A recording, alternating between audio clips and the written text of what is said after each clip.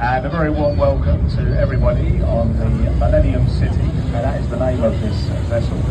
Thank you for your patience. Okay, we're just leaving Tower, and we are travelling up to Westminster. Now, on board, for your safety, we are equipped with a full complement of life jackets. We have life rafts, life rings, firefighting equipment. In the unlikely event of an emergency, please remain seated and follow instructions from either myself or another member of the uniformed crew. Now, on a lighter note, we do have a fully licensed bar. Down below, they're serving tea, coffee, alcoholic beverages, cold refreshments, all available from the bar. There are toilets downstairs at the very back of the boat. And as you know, we have an open top. And it's a lovely morning. Is everybody happy? Fantastic. Okay. Now, as I mentioned, we do like to keep the seats aisle. You're okay at the back standing. There are a few more seats dotted about if you did want to come and find us. Now, just a quick...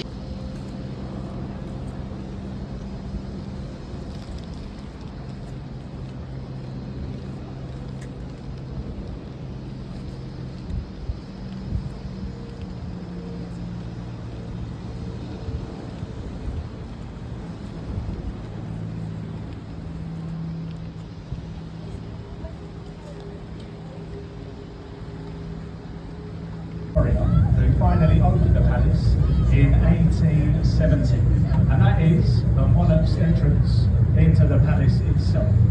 The famous clock tower, everybody calls it Big Ben, internationally recognised as Big Ben. This is the Elizabeth Tower. Now, it was formerly the Westminster Tower, but it was renamed officially back in 2012, celebrating the Queen's Diamond Jubilee. So Big Ben, well, it is the nickname given to the 13.5-ton bell inside the tower. And Big Ben the bell, it goes on the hour and on the hour. So you can't actually see Big Ben, at least not from here, but you can hear it. But everybody calls it Big Ben, as I say, internationally recognised as Big Ben.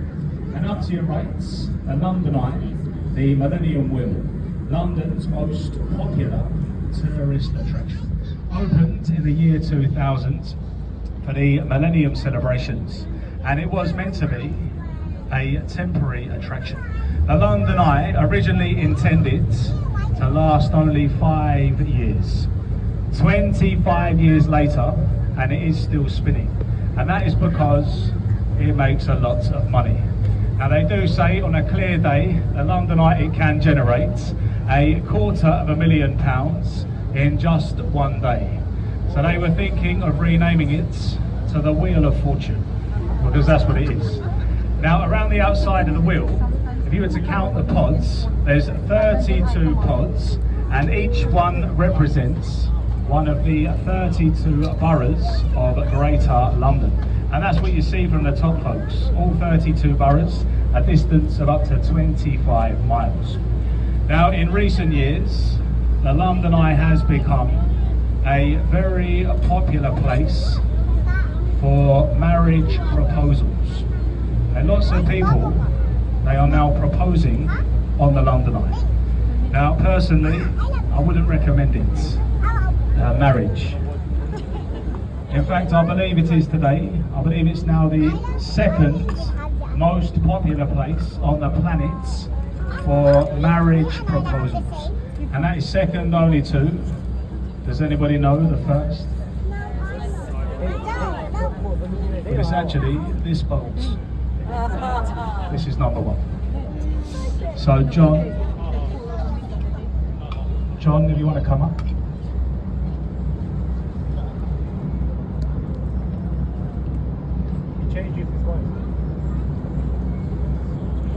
Downstairs.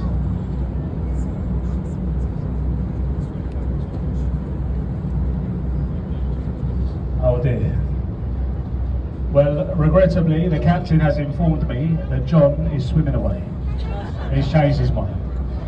The Eiffel Tower in Paris, of course, makes sense, but the London Eye today comes in second place.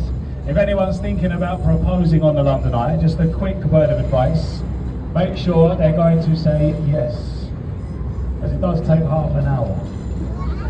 Now folks, if you're up on the top deck, please wave and smile. You see this nice family, we pay them, so there you go. Hello, friendly people. There we go. So this is Charing Cross Railway Bridge. The footbridges either side, these are the Golden Jubilee walkways, and these were added in 2002, celebrating the Queen's Golden Jubilee, her 50th. And on your right, the Royal Festival Hall, the last remaining venue of the Festival of Great Britain. This was a post-war morale festival for the nation, held in 1951. Many famous artists, they have performed in here. The likes of Whitney Houston, Pavarotti, David Bowie, Frank Sinatra, just to name a few.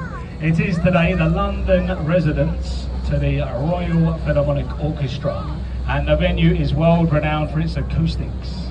On your left, a stone Egyptian obelisk, Cleopatra's Needle, carved in ancient Egypt 3,500 years ago, which makes it older than London itself.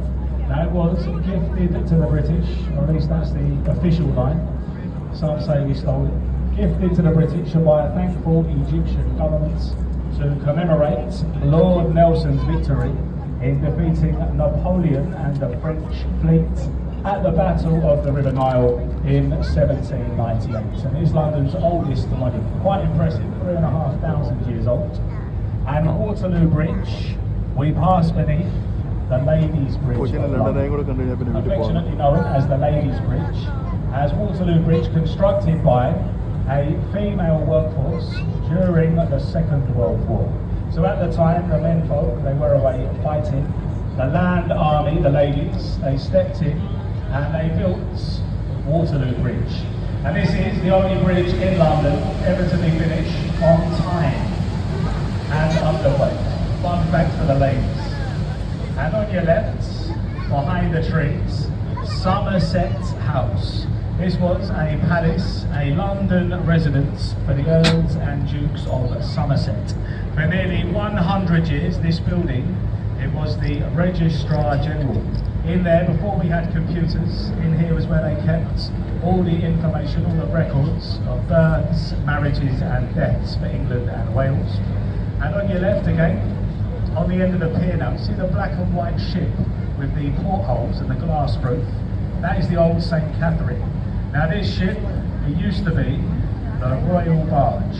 If any members of the royal family, if they would travel here on the river, well, this was the ship they'd sail upon. Now, as you can all see, it's looking a bit sad and sorry for itself today, a little bit neglected. The royal family today, they have a new boat, the Gloriana, beautifully detailed, hand painted in gold leaf, and they just leave that one there for when Harry and Meghan return to London. It's the spare. And also to your left, you see the white ship with the yellow funnel, that's the Wellington. Now this was a New Zealand naval vessel. It is permanently moored here in London today for the Honourable Company of Master Mariners. It is a livery hall for retired sea captains, or in other words, it's an exclusive drinking club for retired captains. And the head of this company, it is the King of England, King Charles. Now folks, we are travelling downriver and we're going with the last of the currents, okay? The last of the outgoing tide has slowed down quite a bit now, so on our way... Is that how they will start packing us?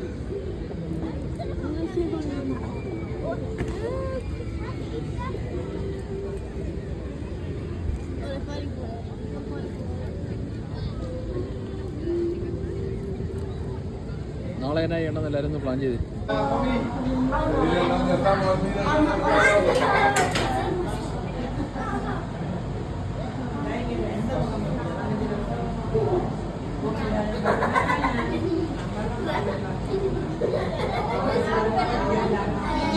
Cheers!